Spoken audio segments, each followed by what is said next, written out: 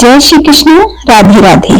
आइए सुनते हैं ठाकुर जी और उनकी एक निराली भक्ति की कथा। एक लड़की थी जो कृष्ण जी की अनन्य भक्त थी। बचपन से ही भगवान श्री कृष्ण का भजन किया करती थी। भक्ति करते करते बड़ी हो गई। भगवान की कृपा से उनका विवाह श्री धाम वृंदावन जी में ही एक अच्छे घर में हो गया। विवाह होकर पहली बार वृंदावन गई, पर नई दुल्हन होने से कहीं जा न सकी और मायके चली गई। और वो दिन भी आया जब उसका पति उसे फिर से मायके लेने के लिए आया। अपने पति के साथ फिर वृंदावन पहुंच गई। पहुंचते पहुंचते उसे शाम हो गई। पति वृंदावन में यमुना के किनारे रुककर कहने लगा, देखो शाम का समय है, मैं यमुना जी में स्नान करके अभी आता हूँ। तुम इस पेड़ के नीचे बैठ जाओ और सामने की देख रेख करते रहना। मैं थोड़े ही समय में आ जाऊंगा। यही सामने ही तो हूँ। तुम्हें कुछ अलग लगे तो मुझे आवाज दे देना।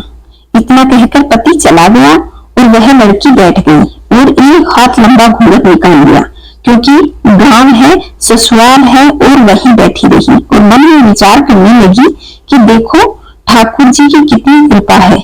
मैंने बचपन से ही उनका भजन किया है और उनकी कृपा से मेरा विवाह श्री धाम वृंदावन में हो गया।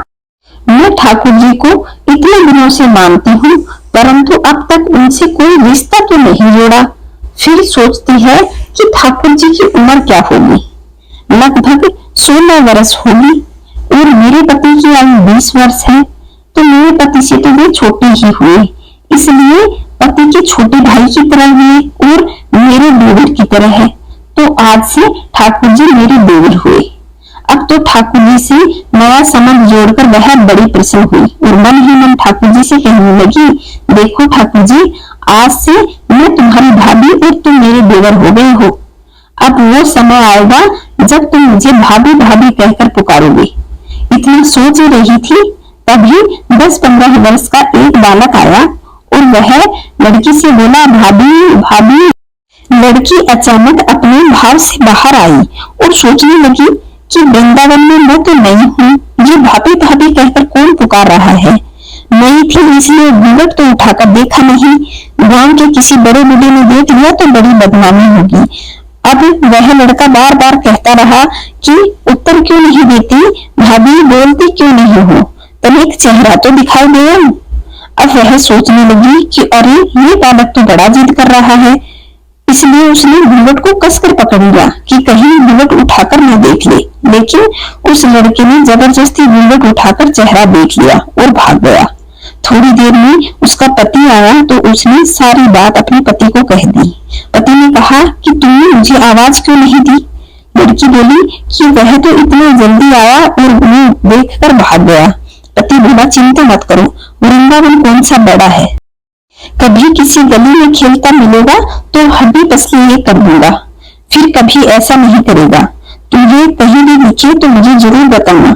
फिर दोनों घर चले गए। कुछ दिन बाद सास कहने लगी कि बेटा देख, तेरा विवाह हो गया और मायके से बहू भी आ गई है। अब तुम दोनों बांके बिहारी जी के दर्शन करने के लिए जाकर आओ। तो दूसरे दिन वे दोनों पति पत्नी ठाकुर जी के दर्शन करने के लिए मंदिर में जाते हैं। मंदिर में बहुत ज्यादा भीड़ थी। लड़का कहने लगा, देखो तुम स्त्रियों के साथ जाकर दर्शन करो और मैं अभी आता हूँ। मैं उधर पुरुषों की लाइन में लगकर उनका दर्शन करता हूँ। अब वह आगे आई, लेकिन घूंघट नहीं उठा रही, डर के मारे कि कहीं कोई बूढ़ा देख लेगा तो कहेगा कि नई बहू है और बिना घूंघट के घूम रही है। बहुत देर तक वह आगे पीछे होती रही। पति ने आकर कहा, अरे बाबू, बिहारी जी के सामने काहे घूंघट कर रही हो, घूंघट नहीं खोलोगी तो दर्शन कैसे करोगी। अब उसने अपना घूंघट उठाया और बाकी बिहारी जी की ओर देखा।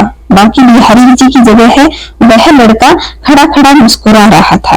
वह एकदम चिल्लाने लगी, सुनिए जी सुनिए, जल्दी आओ जल्दी आओ। पति पीछे से भागा भागा आया।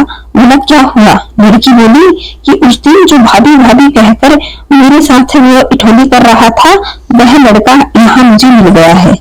पति बोला, कहाँ है, अभी उसे देखता हूँ। तो लड़की ने ठाकुर जी की तरफ इशारा किया और कहा, ये सामने ही तो है। पति ने जब उसे देखा तो वह अवाक रह गया और बोला कि धन्य है, वास्तव में तुम्हारा हृदय बड़ा ही सच्चा और ठाकुर जी के प्रति भाव विभोर है। मैं इतने वर्षों से वृंदावन में हूँ, मुझे कभी भी ठाकुर जी के दर्शन नहीं हुए, लेकिन तुम्हारा भाव बड़ा ऊंच है, इसलिए बिहारी जी ने तुम्हें दर्शन दिए हैं। तो बोलिए वृंदावन बिहारी लाल की जय। जय जय श्री राधे कृष्णा, राधे कृष्णा।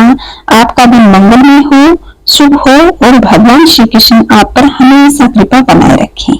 जय श्री कृष्ण, राधे राधे।